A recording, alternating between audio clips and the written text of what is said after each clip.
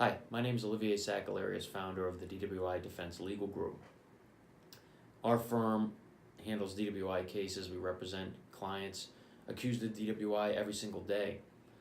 I meet with a lot of people and discuss their case, and I get asked a lot of questions, and I thought I'd talk to you about that today. One of the most common questions I receive is, how is it that you're going to defend me on this charge when I admitted to the officer to drinking alcohol? What people forget and don't realize is that everybody has a Fifth Amendment right to remain silent and not incriminate themselves at trial. So you cannot be made to testify at trial against yourself. If you choose not to testify, no one can make you. So whatever you told that officer on the side of the road, that is all the information that officer has at trial to try to convict you. And he's got to prove you guilty beyond a reasonable doubt, which is a very, very high burden. So people focus on the things that they did tell the officer. They don't really focus on the things that they didn't tell the officer. That's what I focus on. That's what I make a jury or a judge focus on. For example, you told the officer that you had something to drink. What is it that you didn't tell the officer? You didn't tell the officer when you drank these drinks. If you drank them at 5:30 with dinner, and now it's 10:30, 11:30 at night, your body has metabolized that alcohol. The liver can process approximately 1 ounce of alcohol every hour. That's a question that the officer didn't ask you that is extremely important. The fact that you admitted to drinking alcohol really has no relevance 7 hours later when you're accused of DWI. Remember, it's not illegal to drink and drive. It's only illegal to drive if you're impaired by alcohol. Maybe something else the officer didn't ask you is, what is it that you drank? What was the drink? Because there's a big difference between a Long Island iced tea and a Bud Light. So he doesn't know what you had to drink. How about how many drinks you had? Oftentimes the officer won't even ask you that. How many drinks did you have? He'll just ask you, did you consume any alcohol tonight? Yes, I did. Okay, get out of the car and do these tests. He didn't ask you how many, then he can't testify at trial as to how many you had. If you had one drink with dinner, that's not enough to make you impaired. Let's say you gave the typical response, I had a couple drinks.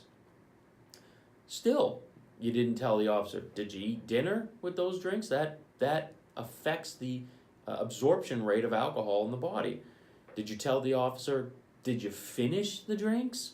A lot of times people will get a beer, it gets warm, they don't even finish it, or it's not to their liking, they switch to a different kind. These are things that the officer never asked, that you never told him, and that he can't explain to a judge or a jury. People also ask me, well, I got out of the car and I did all these tests on the side of the road and I failed them, so how can you defend me when I failed all these tests? Well, those tests are subjective tests. It's not a science, not an exact science. It's an officer trying to interpret things on the side of the road, and there's lots of factors that go into your performance. Age, weather, the fact that you're on a cold highway in the middle of the night and cars are whipping by you at 100 miles an hour, that affects your ability to focus and balance and not sway and be precise in the way that you walk. Just to further illustrate the fact that it's a subjective test, take the 9-step walk and turn test, for example. You're supposed to walk heel to toe 9 steps in one direction, turn around, then walk back heel to toe in the other direction. First of all, to pass the test, you don't have to walk, you don't have to touch heel to toe. All you have to do is not miss heel to toe by more than a half an inch. All right, so you're allowed to miss heel to toe by a half an inch, and that doesn't indicate impairment. The officer doesn't have a ruler on the ground between your feet when you're performing that test. He just says in his report, 99% of the time, the person missed heel to toe by more than half an inch.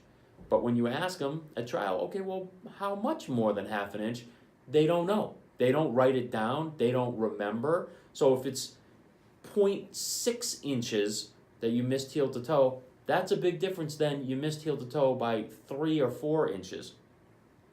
Anyway, These are cross-examination techniques that skilled lawyers employ in court to undermine the state's case and create reasonable doubt. Officers will say things like, I smelled alcohol when he rolled down his window. But what he doesn't know is, was the alcohol coming from the compartment inside the car? Was there a passenger in the car perhaps that was drinking and not me? And you didn't discover if it was the passenger that smelled or my client? Was it coming from his breath? If there was no one else in the car, was it coming from my client's breath or from his clothes? Perhaps some alcohol spilled on his clothes. These police officers never go to that level of inquiry, and they're forced to admit they don't know at trial. That's how we defend you. If you think you're dead to rights, come see me. Talk to me about your case. I'll convince you that I'm the right lawyer for the job, and more importantly, I'll convince a jury or a judge that you're not guilty of this offense. That's what we do. Come see me.